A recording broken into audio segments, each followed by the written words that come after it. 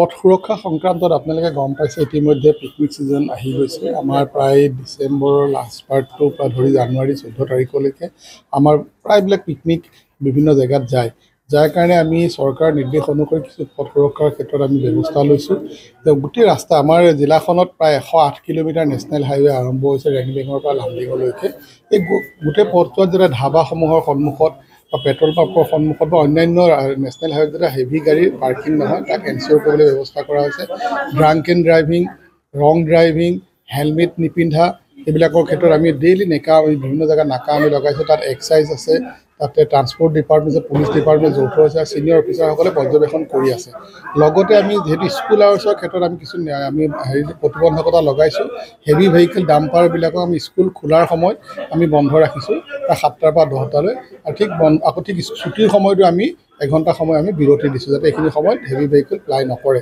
ইয়াৰ বাহিৰেও bike stand যাতে ৰাস্তাত নহয় বা আপোনাৰ ডিজে লগাই পেলাই বহু হাই ভলিউমত যাতে ৰাস্তাত তেওঁলোকে গাড়ী নচলায়। পিকনিকৰ বিভিন্ন ধৰণৰ ব্যৱস্থা ইতিমধ্যে লোৱা হৈছে। আৰু আপোনালোকে দেখিব আজি আমি 29, 30, 31 ইভেন 1 তাৰিখলৈকে আমাৰ অল ছিনিয়ৰ অফিচাৰ্ছক আমি যোৱাকালি অৰ্ডাৰ দিছোঁ। তেওঁলোকে ৰাস্তাত বিভিন্ন নাকাবিলাক পৰ্যবেক্ষণ কৰিব আৰু এৱাৰনেছ ক্ৰিয়েট কৰিবৰ কাৰণে যত্ন কৰিব। দেখা গৈছে যে লিগেলভাৱে বহুত জেগাত বিদেশী খোৱা বিক্ৰী হৈ আছে। এই ক্ষেত্ৰত আপোনালোকে কিবা পদক্ষেপ লৈছে নেকি? যিহেতু নতুন বছৰ অহাৰ লগে লগে বহুতো বিক্ৰী হয়।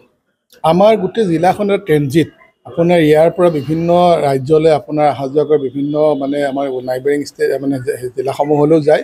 গতিকে আমি এক্সাইজক সম্পূৰ্ণৰূপে এইখিনি এলাৰ্ট কৰি দিছে। এক্সাইজৰ পুলিচৰ যৌথ ৰেড চলি আছে, বিশেষকৈ ধাবাবিলাকত, য'ত ধাবাবিলাকত এনেকুৱা ধৰণৰ ঘটনা আমাৰ ৰিপৰ্ট হৈছে, চলাই থকা হৈছে। মোৰ বিশ্বাস যে আমি কিবা অলপ হ'লেও আমি তাত সমৰ্থ হ'ম এই বন্ধ কৰিবৰ কাৰণে। পথ সুৰক্ষা সংক্ৰান্তত আপোনালোকে গম পাইছে ইতিমধ্যে পিকনিক ছিজন আহি গৈছে। আমাৰ প্ৰায় ডিচেম্বৰৰ লাষ্ট পাৰ্টটোৰ পৰা ধৰি জানুৱাৰী 14 তাৰিখলৈকে আমাৰ প্ৰায়বিলাক পিকনিক বিভিন্ন জেগাত যায়। যাৰ কাৰণে আমি চৰকাৰৰ নিৰ্দেশ অনুসৰি কিছু পথ সুৰক্ষাৰ ক্ষেত্ৰত আমি ব্যৱস্থা লৈছোঁ। গোটেই ৰাস্তা আমাৰ জিলাখনত প্ৰায় 108 কিলোমিটাৰ নেশ্যনেল হাইৱে আৰম্ভ হৈছে ৰেংলিঙৰ পৰা লামডিঙলৈকে। এই গোটেই পথছোৱাত যাতে ধাবাসমূহৰ সন্মুখত বা পেট্ৰল পাম্পৰ সন্মুখত বা অন্যান্য নেশ্যনেল হাইৱেত যাতে হেভি গাড়ীৰ পাৰ্কিং নহয় তাক এনচিঅ'ৰ কৰিবলৈ ব্যৱস্থা কৰা হৈছে। ড্ৰাংক এণ্ড ড্ৰাইভিং, ৰং ড্ৰাইভিং, হেলমেট নিপিন্ধা এইবিলাকৰ ক্ষেত্ৰত আমি ডেইলি বিভিন্ন জেগাত নাকা আমি লগাইছোঁ। তাত এক্সাইজ আছে, তাতে ট্ৰান্সপৰ্ট ডিপাৰ্টমেণ্ট আছে, পুলিচ ডিপাৰ্টমেণ্ট যৌথ আছে আৰু ছিনিয়ৰ অফিচাৰসকলে পৰ্যবেক্ষণ কৰি আছে। লগতে আমি যিহেতু স্কুল আৱাৰ্ছৰ ক্ষেত্ৰত আমি কিছু প্ৰতিবন্ধকতা লগাইছোঁ। হেভি ভেহিকেল ডাম্পাৰবিলাকক আমি স্কুল খোলাৰ সময়ত আমি বন্ধ ৰাখিছোঁ, প্ৰায় 7টাৰ পৰা 10টালৈ। আৰু আকৌ ঠিক ছুটিৰ সময়তো আমি এঘণ্টা সময় আমি বিৰতি দিছোঁ, যাতে এইখিনি সময়ত হেভি ভেহিকেল ফ্লাই নকৰে। ইয়াৰ বাহিৰেও বাইক ষ্টাণ্ড যাতে ৰাস্তাত নহয় বা আপোনাৰ ডিজে লগাই পেলাই বহু হাই ভলিউমত যাতে ৰাস্তাত তেওঁলোকে গাড়ী নচলায়। পিকনিকৰ বিভিন্ন ধৰণৰ ব্যৱস্থা ইতিমধ্যে লোৱা হৈছে। আৰু আপোনালোকে দেখিব আজি আমি 29, 30, 31 ইভেন 1 তাৰিখলৈকে আমাৰ অল ছিনিয়ৰ অফিচাৰ্ছক আমি যোৱাকালি অৰ্ডাৰ দিছোঁ। তেওঁলোকে ৰাস্তাত বিভিন্ন নাকাবিলাক পৰ্যবেক্ষণ কৰিব আৰু এৱাৰনেছ ক্ৰিয়েট কৰিবৰ কাৰণে যত্ন কৰিব। দেখা গৈছে যে লিগেলভাৱে বহুত জেগাত বিদেশী খোৱা বিক্ৰী হৈ আছে।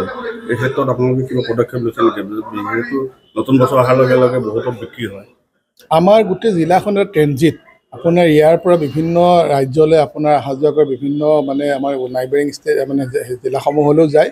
গতিকে আমি এক্সাইজক সম্পূৰ্ণৰূপে এইখিনি এলাৰ্ট কৰি দিছে। এক্সাইজৰ পুলিচৰ যৌথ ৰেড চলি আছে, বিশেষকৈ ধাবাবিলাকত, য'ত ধাবাবিলাকত এনেকুৱা ধৰণৰ ঘটনা আমাৰ ৰিপৰ্ট হৈছে, চলাই থকা হৈছে। মোৰ বিশ্বাস যে আমি কিবা অলপ হ'লেও আমি তাত সমৰ্থ হ'ম এই বন্ধ কৰিবৰ কাৰণে।